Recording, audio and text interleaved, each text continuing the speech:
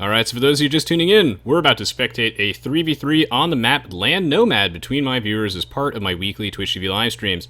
If you want to get in on this, you can find my live streaming schedule by going there, link on the screen in the video description below, and then scrolling underneath the video player on my Twitch page to find my live streaming schedule, which I do update every few days, and if you follow me on Facebook and Twitter, you will get updates on when I'm streaming next. So, it's going to be San Polito's first game is the Khmer. And then we also got some Italians in here. This is a very high skill, high rated group of Aoe2 HD players, so this should be some excellent gameplay. Of course, as part of the Rise of the Rajas expansion for Aoe2 HD, which just came out on Steam recently. So without further ado, let's jump straight into this. Looks like we actually have quite a good variety of civilizations. We even have some African kingdoms ones, flash to be the Malians, it looks like. Hopefully no disconnects or any sort of stability issues, but it looks like we might just be able to load in without too many problems. So, we're going to start off by introducing the players. We have Flatch playing as the Blue Malians, and he will be teaming up with Yaya993 playing as the Red Turks, and then Pete playing as the Yellow Teutons. On the opposing team, we have Rob C, our Green Italians player, teaming up with Cruzini, the Teal Magyars, and Cinepolito, the Purple Khmer. By the way, I hope that you guys have been enjoying all the new content from me recently. The announcement video I thought turned out pretty well, and I really appreciate all the nice comments. I actually do read all of them, even if I don't get a chance to respond to each individually. And the tutorial video that I did for the Night Rush was also very well received, so if you guys are looking for all things Age of Empires 2 as well as content for other games, then you are in the right place. I would definitely recommend checking out the Night Rush tutorial if you're a new player looking to get into online play. And of course, Rise of the Rajas is an expansion that I'm very, very passionate about, as I was involved in development, thankfully from a fairly early stage. So it's cool to see this little baby come alive. Not entirely completely balanced yet, and obviously a lot of bugs need to be worked out, but overall I'm quite satisfied with how it turned out. During the start of this match, I will begin by talking a little bit about the individual civilizations themselves while we wait for players to build up. This is Land Nomad, so players will spawn with their villagers spread out all across the map. They're going to have to pick a place to settle. So you see here that Flatch is going to be settling on the top over there. Thanks so much, Kanye Twest, for the 100 bits. Much appreciated. So, and obviously the difference between Nomad and Land Nomad is that there's no water. This is all land. And also you don't actually have enough wood to build a town center immediately, so players are going to start by building a lumber camp. And right up against the tree line. That's where you want your town center as well, and now players just be trying to collect as much food resources as they can.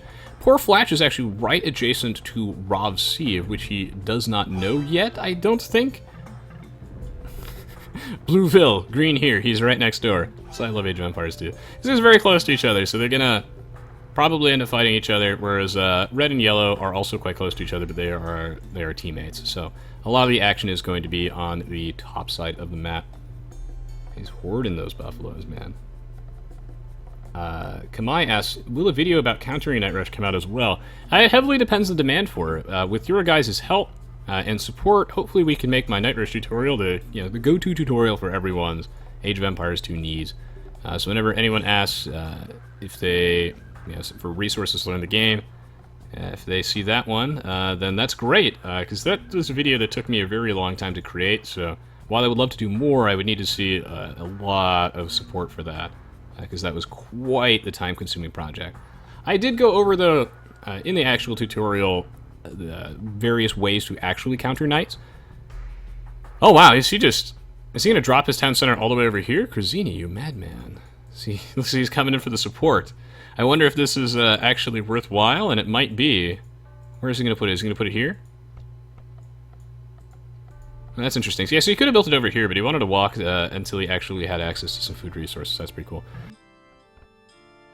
Yeah, during the tutorial video, I discussed that camels, pikemen, and monks are excellent counters to a Night Rush, as well as just walling up.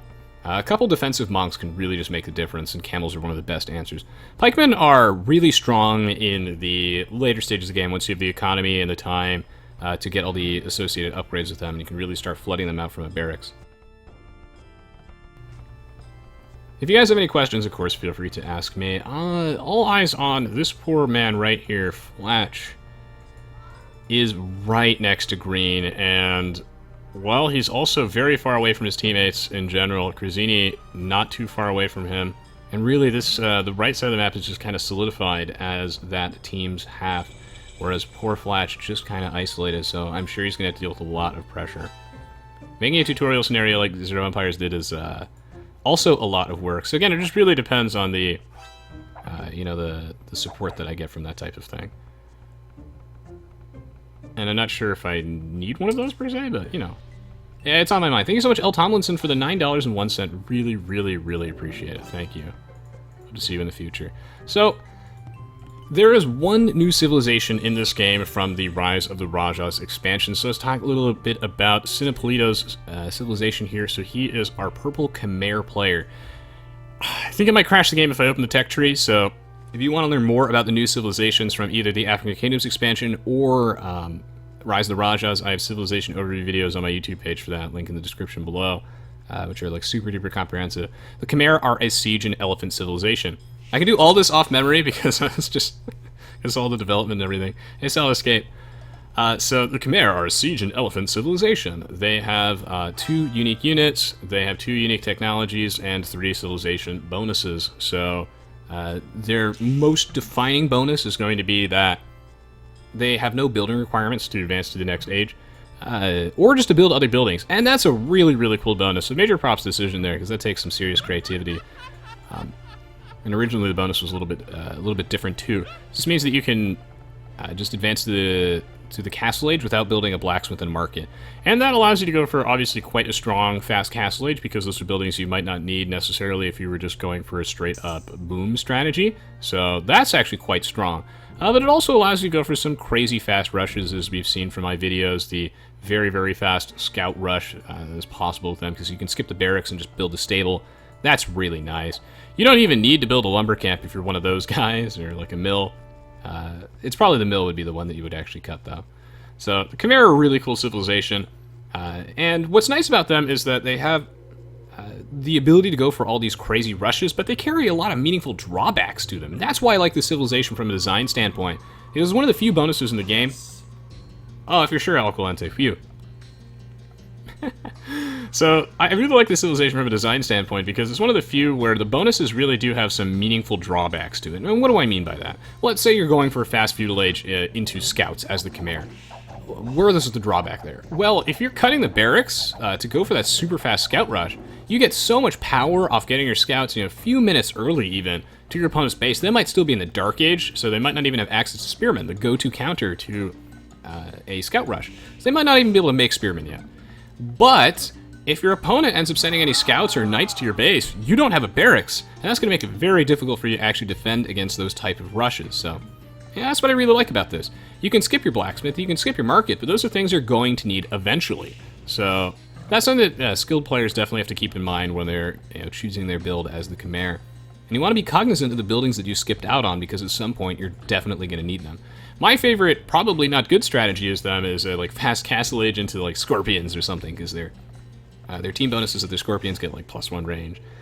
That's super funny, as you can just you can skip the blacksmith market, everything, just go to the castle age absurdly quickly and start massing scorpions.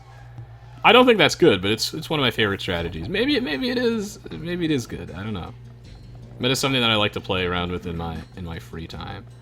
And in the later stages of the game, the Khmer as a civilization have a lot of tricks up their sleeve, but they have a surprisingly limited tech tree. Something that I don't often hear too much about the Khmer.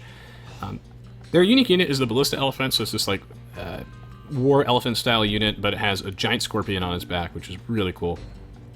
This unit can actually cut through trees. That's something that always concerns me from a balance standpoint, so I hope there's like no room for abuse there, but I think that would really only come to play in like a team game on maybe Arena, where that would be kind of cheesy. Welcome to the stream, William Longsword. The Ballista Elephant is like a mounted scorpion, so it's a scorpion with a considerable amount of bulk. And this is interesting because scorpions as a unit are notoriously fragile. And they're not even that cheap, so losing scorpions can be quite devastating on your economy. And scorpions as a unit are considered to be very situational. They do see some serious competitive play, for example, like heavy scorpions do in the Imperial Age on like Deathmatch, but outside of that, they can be quite a situational unit to go for. And the Ballista Elephant is, you get all the fun of a Scorpion with like half the attack of it, but you have so much more survivability. And this obviously makes the Ballista Elephant a unit that is ideal and most powerful when massed up. So the Khmer are very strong, like Death Ball Civilization. You kind of make comparisons to the Koreans. When we are evaluating whether or not a Civ has strong late game, we usually look to things like, do they have strong cavalry? And the answer is yes. We have Battle Elephants, the other unique unit that we have, which is like a faster, weaker War Elephant. And we have those at the stable. All the new Rise of the Raja Civs do. We have our unique unit, the Ballista Elephant, so that counts. We have a strong cavalry, that's great. And then we look like, do we have good siege? Oh yeah, we do. Our Scorpions are really good. We have siege engineers, we have chemistry, we have bombard cannons, which we get chemistry for. So that's really nice. They have like regular onagers, so overall their siege line is quite solid. It's good enough for sure. And do we have gunpowder? Oh yeah, we do. We have bombard cannons, we have hand cannoneers, so various things like that are quite important. Their archer range is a little bit limited though, like they don't have Arbalist. And this is what I mean by their tech tree is like surprisingly limited. They don't have Arbalist, they only have two-handed swordsmen and not champions, which is fine because you can always make hand cannoneers, but what this means basically is that you need a lot of money when you're playing the Khmer. We draw parallels to the Koreans. You have very strong early rushes, and you hope that that can propel you through your honestly kind of weaker mid-game, where they really don't, like, you kind of have to just get to that late Imperial Age, where they become very, very strong, and you can just make that big old siege death ball. But the units that they can put in their death ball, honestly, like, the variety is a little bit on the lacking side. How do you beat that massive death ball? I've noticed that a lot of newer players have been struggling dealing with the Khmer. Not all is lost. I would say that it's just because they're not very straightforward to counter. Not necessarily that the Ballista Elephants is too crazy in itself. If your opponent is massing at Ballista Elephants, you want to make sure that you have some onagers and that you have like bombard cannons and whatnot. Camels, paladins, and halberdiers are all good too, but you really want your own siege to deal with that. And then I suppose also rams are fine too. The Out of Villager asks, do you know if there's any particular reason why there's such a big focus on elephants in the expansion? I wasn't involved in the original drafting of them, but if I had to guess, it's because elephants are a thing in that region, and elephants are just a really cool, fun unit that Cision happens to enjoy. And he's been thinking about the Ballista Elephant for a while. And it's just like some sort of unexplored, interesting design space that kind of fits thematically with the region. I mean, if we wanted to put in like a bunch of elephant units, you only have so many opportunities for that. But that's something that we can perhaps ask him during one of the FE streams when he's here.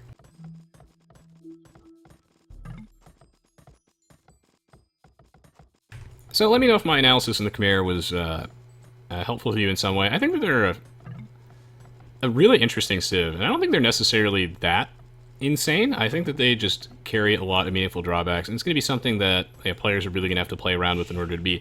I do think that the Malay as a civilization, though, are probably a little bit overtuned in a lot of ways, and that's something that we're really going to look forward to. With the Khmer, we keep a very close eye on. Yeah, we just find that elephants are a really fun mechanic, and the Battle Elephant unit feels a lot different than the War Elephant one does, because it's so much faster, and it's a lot weaker and cheaper. So, we're getting into the nitty-gritty of this game right about now, and this is where we're going to be putting a lot of our focus on. Is going to be this Flatch versus Rovsi war. Good on Flatch, by the way, for getting the Feudal Age first. When you are in this kind of like proxy nomad fight, what you really want to do is you want to get to the Feudal Age pretty quickly, like as fast as you can. Ideally, faster than your opponent, just so you can put down these watchtowers. As we see here, Rovsi's own watchtower was delayed significantly because one of the best ways to deal with an enemy watchtower rush is with, your own watchtowers. Is it just, pokes off the villagers, it zones them away, that way they can't finish building their new towers. So the fact that Flatch actually managed to do this and get that down first is pretty big. But he does have to deal with some serious pressure from Rovsi. Excellent quick wall off here from Flatch as Rovsi's just trying to get in there. But he will get denied, and it looks like Flatch is going to go for a fast Castle Age, even though he's adjacent right next to Green. Is that what Green's going to go for? Because it looks like Green was going for more of a men-at-arms rush. Yeah, so Green, take a look at his resource count. He's never getting to the Castle Age anytime soon. Whereas Flatch will be able to do it, so very well-executed play from him so far. Rovsi just heavily committing to these men-at-arms, by the gods. But these buildings are weak. Cision strikes again. Welcome to Stream Slifer, always a pleasure to have you. Cision strikes again with the building HP nerf. In the Feudal Age and Dark Age, buildings do have reduced HP in the expansion packs. Which I think is an interesting change. What this does mean, though, is that it's going to be pretty difficult for Flatch to actually hold on to this. He's going to have to keep repairing this market, otherwise it's just going to die. Dark Paladin says, between the Khmer and the Chinese, which civ do you think is harder to play as? I think that the Khmer might be harder to play as only because they have such a wide variety of weird strategies, and there's a lot of decision-making that he needs to prepare this.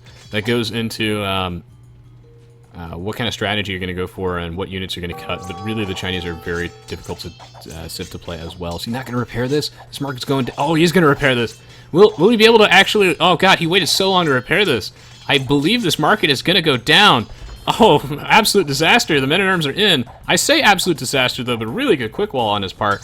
And even though the market is gone, it's sort of served its purpose. You kind of do want to keep it alive, though, so you can actually rebalance your economy just a bit. But, you know, these men-at-arms still denied, and even if they get in here, they actually can't really do anything. Like, Flatch is fairly safe. It just sucks to lose that.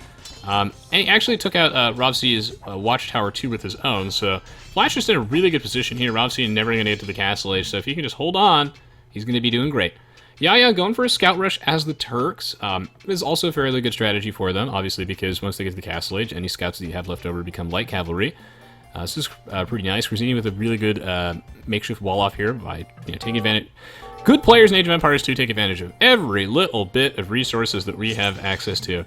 So, we like to use our houses as a makeshift wall off, so great to see that in action. Yeah, just trying to apply some pressure, poke at people, but he was not able to get to Khmer's eco in time. And now we have Pete also in the Castle Age. He is our Teutons player. So it looks like he's going to be going for Knights. And I'm assuming he's going to go send some Knights to go back up Flatch.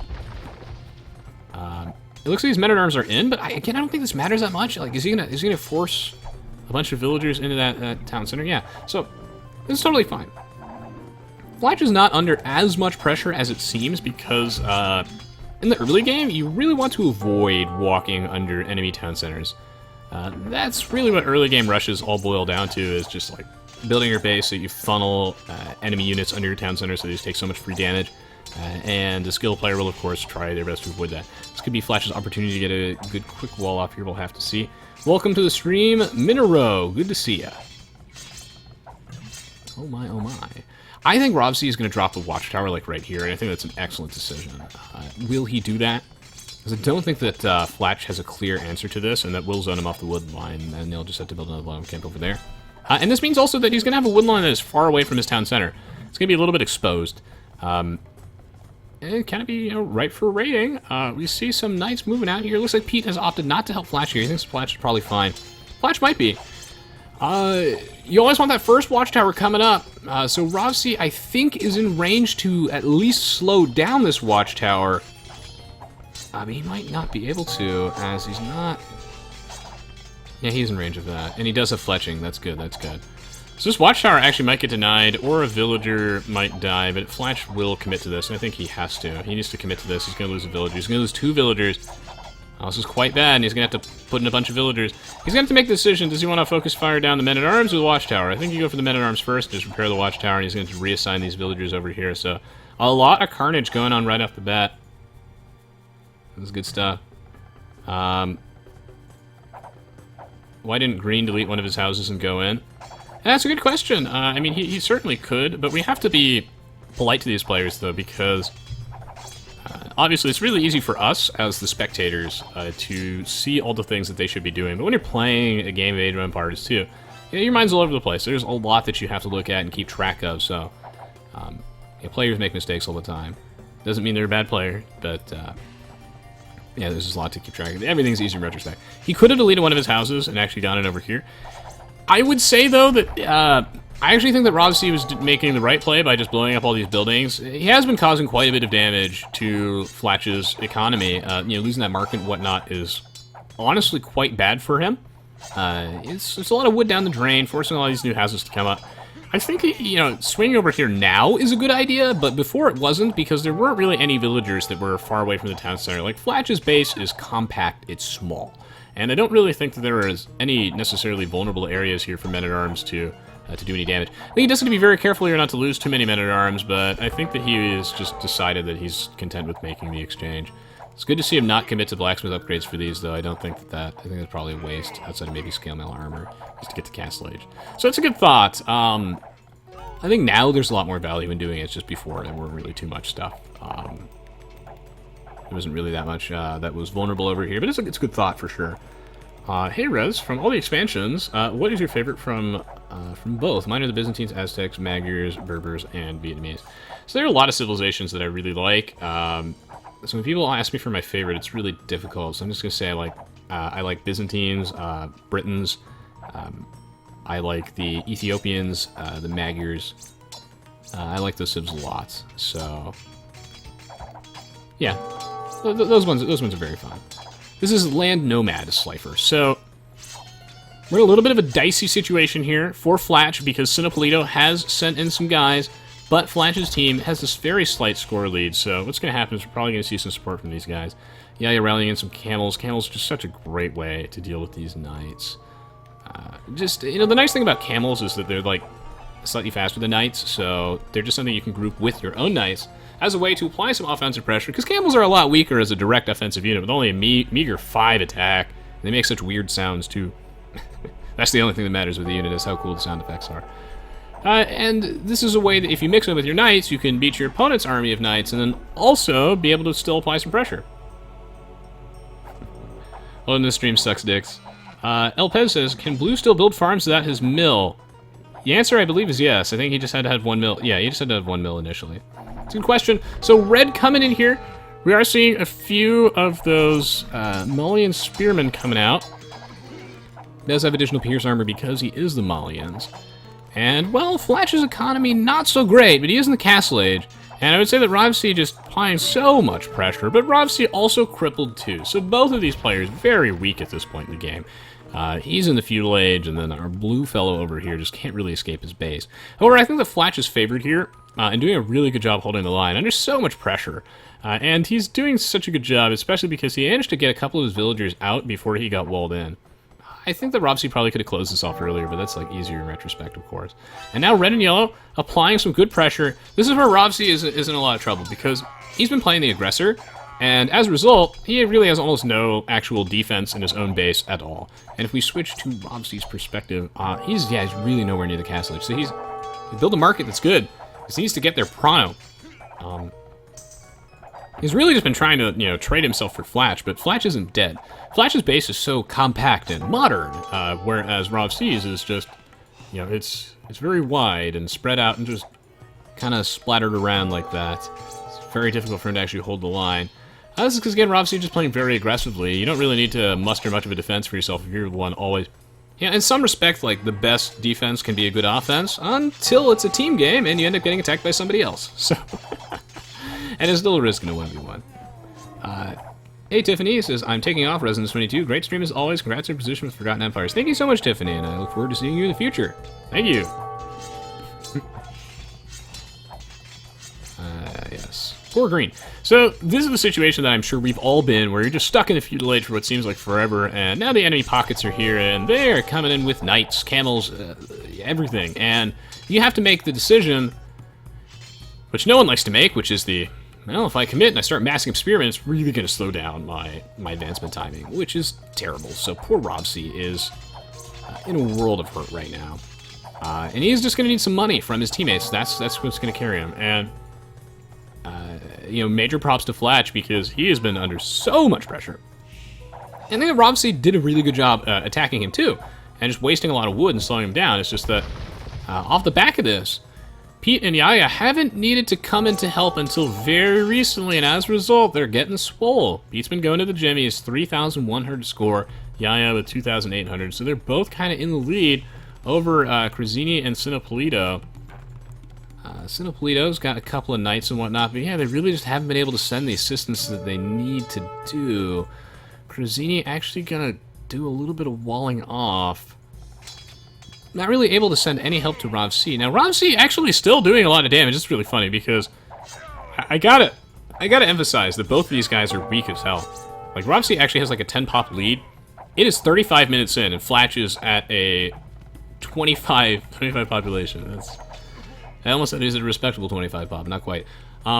It's good, though, that he is the second time center, and this is why I think that their team is doing fine, because Flatch might end up losing his base to Ravsi, but Ravsi is never going to get to the Castle Age, and if he doesn't, then He's not really going to be able to accomplish too much, and he's probably going to die too, to this cavalry rating.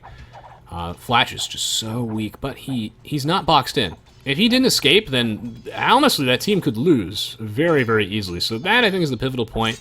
Flash will deny this watchtower from Robsy. If Robsy got that up, that would be devastating, especially if you put like some walls at the base of that to prevent units from exploiting that minimum range. Towers can't shoot at units directly underneath them.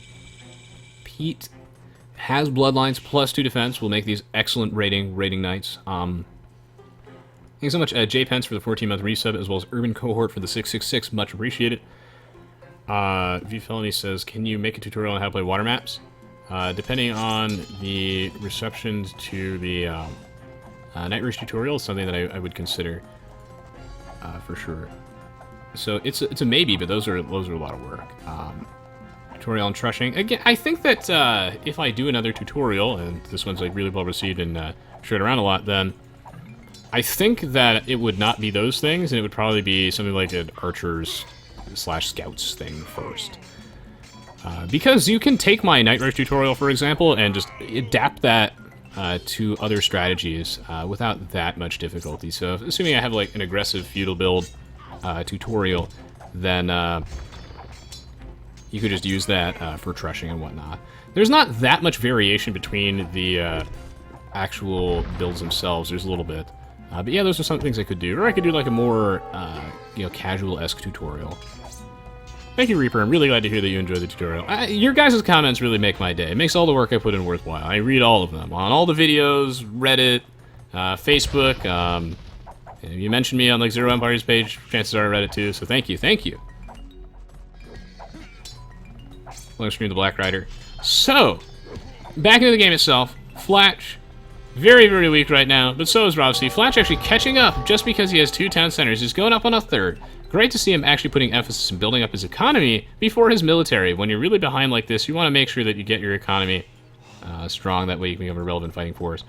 Right now, I can't help but shake the feeling that red and yellow are just out-booming. They're just playing more efficiently than their opponents. We take a look at Pete. He's on his way to the Imperial Age at 105 population.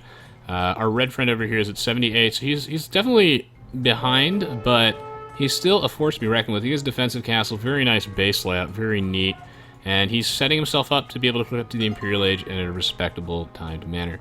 Going over to the Krazini side of the field. Krazini's score might be a little bit lower than his opponents, but he is the first player to... he's not the first player to the Imperial Age, they put it at the same time. Either way, his population is basically the same as Pete's, and he just jumped forward, so this game is certainly not over yet. These two are very weak, but Robsy needs to get to the Castle Age, and that is easier said than done. We've all been in situations like that before. He's just going to need to use the market, and he's going to need a little help from his teammates. Cinepolito, on the other hand, though, he's been getting raided. His economy not so strong, trying to do something with his knights, but he's at a natural disadvantage versus the Turks, which do have access to camels. I never thought I'd say that sentence. A natural disadvantage versus the Turks. It's happening. So he needs to get the Imperial Aid. His population is actually ahead of Red's, I believe, at least economically, but he just has nothing in the bank, so he has to be very careful. Oh, I don't know if they know that Flash has other TCs. No, they don't. That's a good question, JT Lonely Knight. So, first battle elephants coming out here from purple. I think that's ill-advised when we're dealing with these camels, but Krazini is strong. Krazini is the Magyars, which means he gets those free offensive blacksmith upgrades, free blast furnace. He's got the Cavalier power spike. He's doing a lot of damage, and it's important that he does this damage before Yaya gets the Imperial Aid. And in fact, it looks like Yaya has decided not to stockpile resources right now and just sit in the Castle Age. Maybe to defend himself or apply some more pressure, recognize that Cinepolito is just a little bit on the weaker side at this point in the game. But he is playing well, he is booming up, and this attack might not be successful only because there's so many camels here. I think Teal has the right idea of pulling out. I do think that he did a good amount of damage. You know, he's forcing these villagers to be inside the town center. They're not really gathering anything that's quite huge. In the meantime, well, yellow has actually consumed green. See, this is a little bit unfortunate because I feel like attacking here, like, I understand why he would do this because it feels like it's you're playing to not lose if you're just protecting green all the time. But I do think you need green alive if you want to win the game. Even if you didn't want to defend here, because I totally understand. You want to make sure that you're actually attacking at some point, calling the shots. I can't help but feel that Robsy could have been slung just a bit of resources from somebody in order to get to the Castle Age. So, the question is, can Cruzini and Sinopolito carry this game? Flash is not going to be relevant for that long, but he did his part. He held the line, he's got 3 TCs, he's coming for you eventually. And Robsey's still in the Feudal Age, and it's going to take forever for him to get there. I really feel like he should have been slung to get to the Castle Age, and then they could have just, left him alone to his own devices, but I think Robsey needed some support. And I think that they would have been in a better position in that case. Sinopolito, though, is catching up, and Cruzini is objectively the strongest player in this game at this point in the game. So, yeah, he's looking quite powerful. He's the Magyars. They are Paladin civilization, so we'll have to see. Is Sinopolito good? So Sinopolito is setting up his economy in a way that he's on his way to Imp. He's getting ready. He just spent some gold. He just spent some food, though. I think he should have. He'll be able to click up soon anyway. He's fine. Cruzini going to mix in some halbs. I think this is good. I think this will be good. Can he take on Pete? If he can take on Pete and win this battle, can Cruzini carry? That is the question. We're going to swap back to Cruzini's perspective. He's at 160 pop. He's at... Ooh, this is great timing for him to engage here. Absolutely excellent timing. Always want to be cognizant of when your upgrades are coming. And Cruzini going to leverage this Paladin upgrade. Engage right now with some pikemen. Pete did not have any pikes with his own army. He hasn't been able to get those out yet. And there's a Paladin versus Cavalier fight going on. Like, Pete knows that he needs to also get out his own pikemen to deal with this, but it's too little too late. That battle was just an absolute wash for Cruzini. And this might give him the momentum that he needs to actually carry this. Can he snowball this game? One man, one dream. All Cruzini needs to do is not lose. If he can, win for just a short while, because inevitably he's going to get 2-on-1, Sinopolito is going to get to the Imperial Age, and it's going to be a really solid 2-on-2. Maybe they can turn back the clock while Flash builds up. Flash is that ace in the hole, and he is building up. Oh wow, here he comes, going straight for the eco. This is a bold play, and something I think a lot of players would not be that comfortable doing.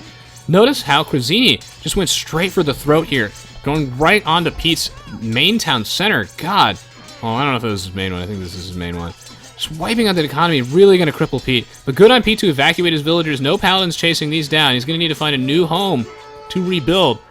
And this is a bold move, too, because Cruzini had to basically make this split-second decision and be like, okay, am I going to die if I go aggressively with my Paladins? The answer is no. So as long as he keeps on the move, doesn't take any direct fights with these pikemen, but even then he could probably kill these, he might be good to go. And this is when we see the weakness of pikemen as a unit. They're just so very slow to get kited very hard. I can't help but feel like Red should probably move up some of his guys. God, if, Teal can somehow apply pressure and take out this castle while he's going offensively, this would be huge. Yellow doing everything in his power to hold the line, but Cruzini just stealing this game. This game is not over yet. So let's see.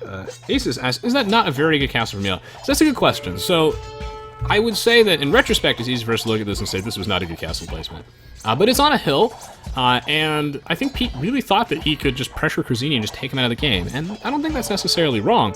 But in retrospect, we see that Cruzini was just biding his time. He was waiting. They look so close in power. But Cruzini just needed to get that Paladin upgrade, which he got at first, and he had a couple of pikes in his army, and that was the turning point. So obviously this castle is terrible now, but in the moment, it made sense. It was on a hill, and with Red backing him up, they really thought that they could just kill him. But they're going to get punished so hard. Cruzini out of nowhere. Pulling a victory. Wow. We'll have to see. This looks like a job for Teutonic Knights and Dijon 5th. Aherbash, at some point we'll do some more Last Standing. Thank you so much, Blurred Vision. He says, hey, I finally caught a stream. Great YouTube channel, Rez. Thank you, and I hope to see you in the future, my friend. What a crazy game. Robsey dead, but he did not die for nothing. He's got a town center, and no one's sending him anything. Guys, if one of your teammates dies, you would be surprised. Or maybe you wouldn't be, but sending just 100 food and 100 wood to a dead teammate can just make all the difference. And your economy can take that kind of blow. It's worth it. Show a little love. Send one of your starving teammates just 100 food and 100 wood. Maybe send them more if you can, but you don't want to cripple yourself too much, but just send them a little bit of something. I think that would allow Robsey to just build back. So we're looking at Flash now. He's at 91 population. It's very respectable. 37 here for Robsey, and we're back into the Cruzini radar. Cruzini vision, as we call it. Good to see Red going for heavy camels. I think they'll be... I don't think they'll be fine, but I think that they certainly have the potential of taking this out. Cinepolito cannot upgrade those crossbows into arbs, but I still think that making crossbows is totally fine as a Khmer in the Castle Age anyway. And even though these guys are really just getting slaughtered over here, Ravsi is not going to be part of this game for a really long time. It might never get to build back up, whereas Flatch is able to start applying some pressure with these long swordsmen. If he can just get Krazini to just, I don't know, be distracted a little bit, not to pull back some units, this could be huge. God, Peach is falling apart. God, that Paladin power spike. That's why we see things like the crossbow, like the fast Castle Age, not necessarily fast Castle Age, but like archer rushing is so strong in Age of Empires 2. For many, many reasons, but if you're in the Feudal Age and you have a bunch of archers left over, just try and get to the Castle Age, get crossbow and vodka arrow, and attack immediately when those upgrades come out.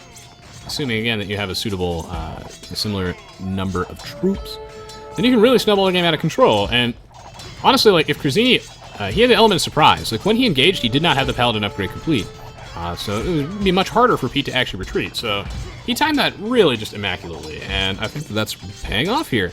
He also had a couple of pikemen mixed in his army. Krazini just had a very, very good, solid game plan, and he's taking advantage of these power spikes.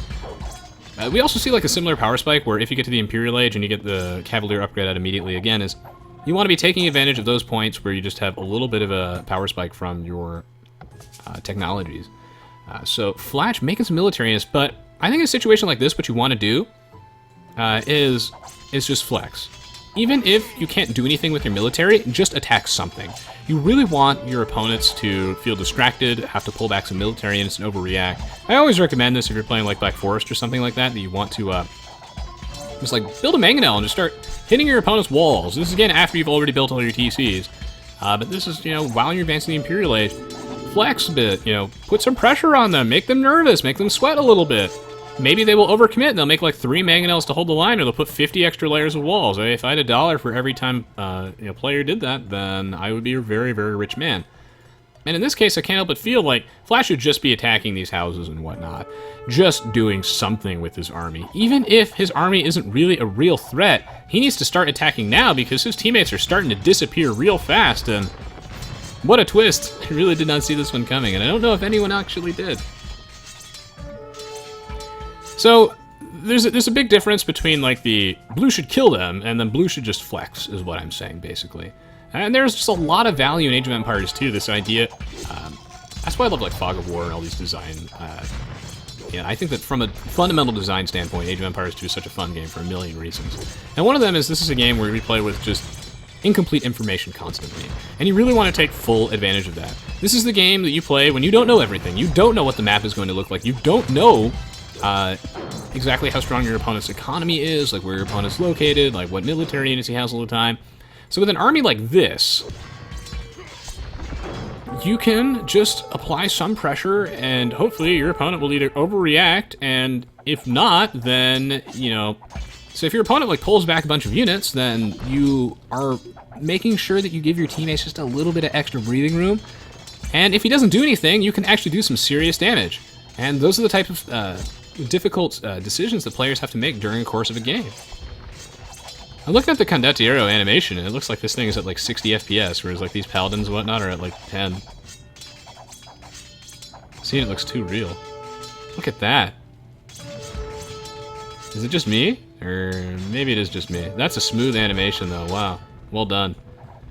And now, too little too late, unfortunately, as Krazini just coming in here. I think Flatch has been playing very well though. That's just an interesting thing, where I feel like that can make a huge difference, but it's of course easier for us to say in retrospect.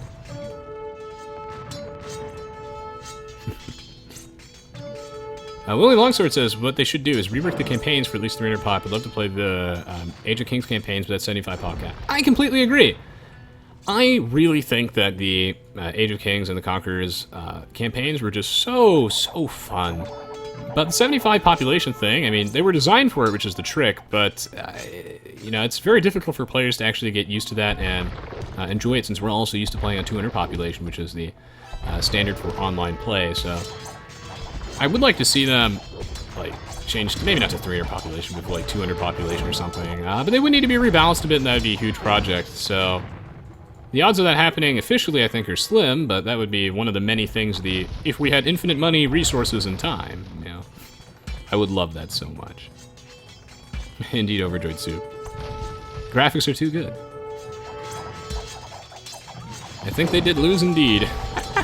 And they're gonna go, GG, well played. What a great game of Age of Empires 2. What a twist, and major props to the purple, teal, and green team for holding on, never giving in, and also props to Robsy for not rage quitting. Like, I know it didn't really matter that much that he stayed in the game, because he did his part. He did the damage that he needed to do.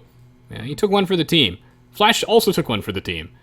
But it's just good to stay in these games anyway, because you never know. And I think that there was clearly a point where, you know, teal, purple, and green could have just thrown in the towel. But they didn't. And that was good. And it just all boiled down to Krazini recognizing that power spike, going in when he had that Paladin upgrade just about ready. So that's just great fight. Krazini says, sorry, green, well done. No problemo, it worked out. That's the attitude that we need to win games.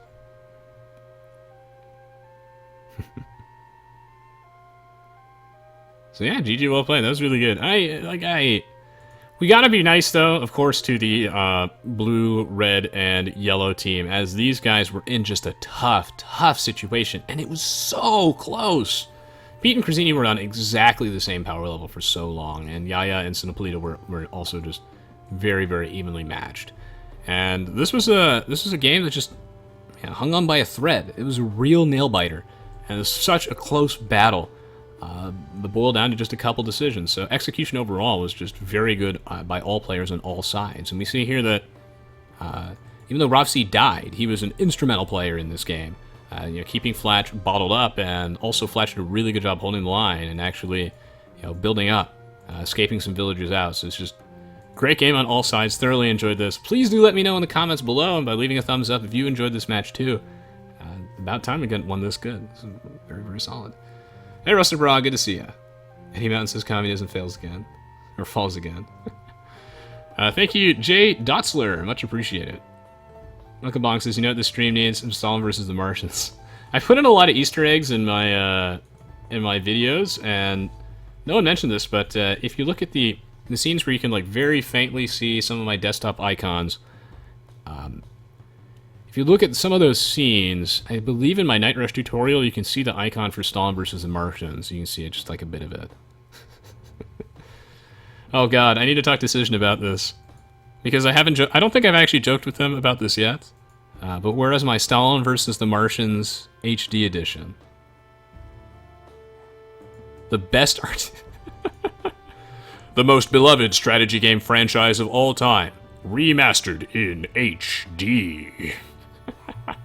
Basically what we'll do is we'll take like the Age of Empires 2 trailer, and we'll take all like the Age of Empires 2 like Metacritic reviews and everything, and we're just gonna slap Stalin versus the Martians over it and just pretend like that was the game that was just so iconic. Oh man. And then we need official Voobly support for it.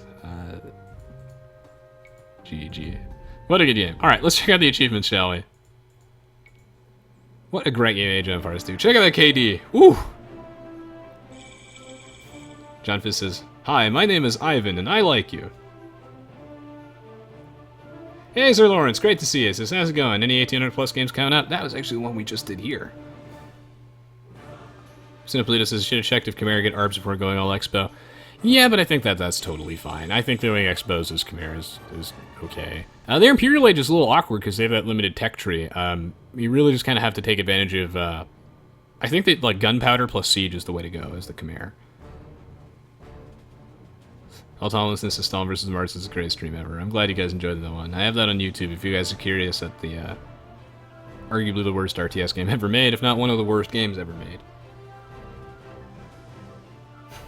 Oh my, oh my. Thank you, Rustler Bra, for the sub, and as well as Ipozgaj. Ipozgaj.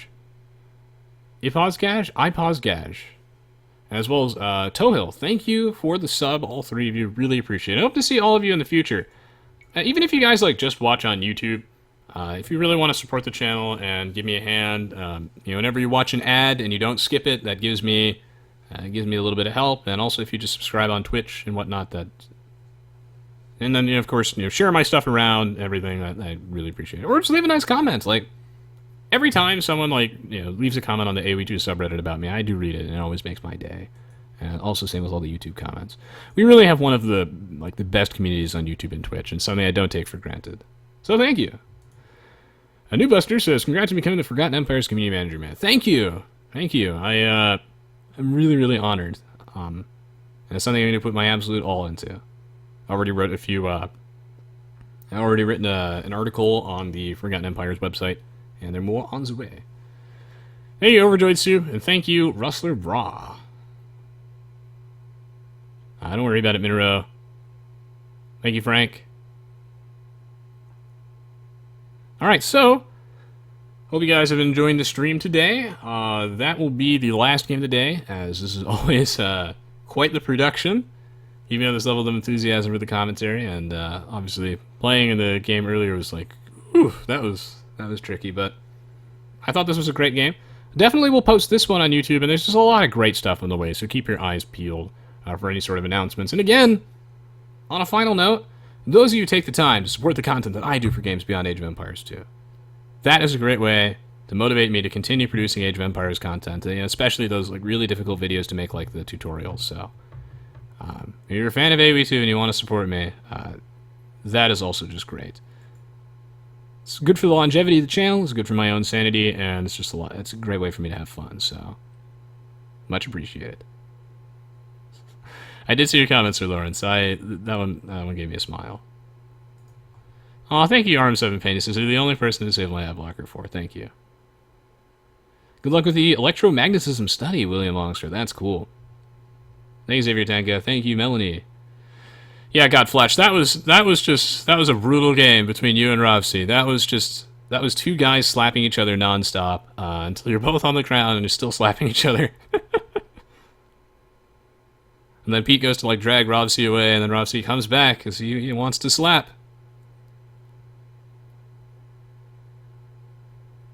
Thank you, Kamai. Thank you, goes to Razgriz. Thank you, John Fist and everybody. Thank you.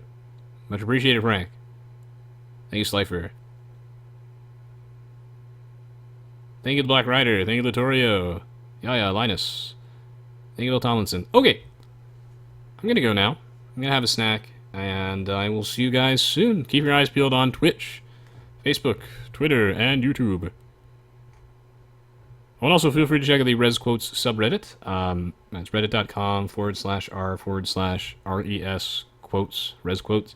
But make sure, though, if you do hang out there, that you, very importantly, follow all of the submission instructions on the right. Make sure your formatting is all good. Alright. I will see you all soon. Take care.